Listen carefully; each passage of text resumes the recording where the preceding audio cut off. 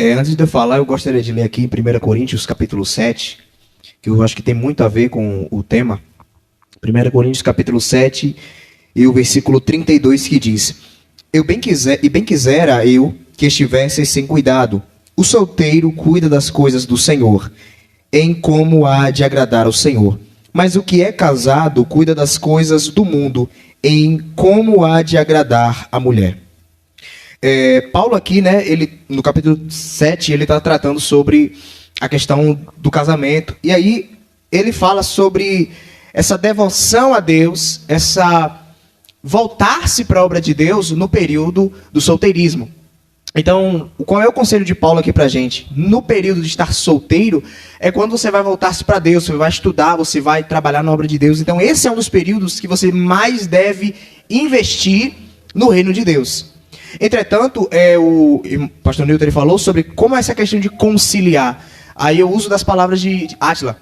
Primeiro, na fase do solteiro, como Paulo fala, é cuidar da obra de Deus, investir na obra de Deus, entregar-se, não que você vá abandonar seus estudos, sua faculdade. Eu, por exemplo, tenho que conciliar a questão de trabalho, faculdade e dentre outras coisas.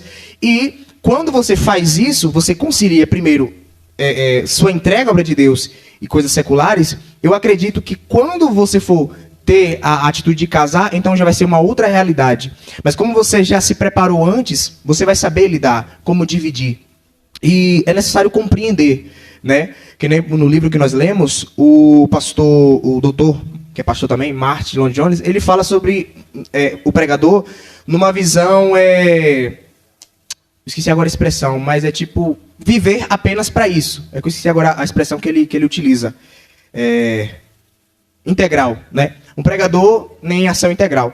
Então, muitos eu acredito que Deus chamou com esse propósito de viver para a obra, de viver para isso e morrer para isso, como Paulo, como muitos outros homens, mas outros não, né? O que a Átila falou, é entender o propósito de Deus. Então, primeiro, eu preciso, nessa fase que eu estou, de solteirismo, de estar solteiro, investir na obra de Deus, mas com a orientação do Espírito Santo, com sabedoria, saber estruturar como os estudos, faculdade, trabalho, entre outras coisas, de maneira que nada que eu faça, seja trabalho ou ministério, venha afetar um ou outro.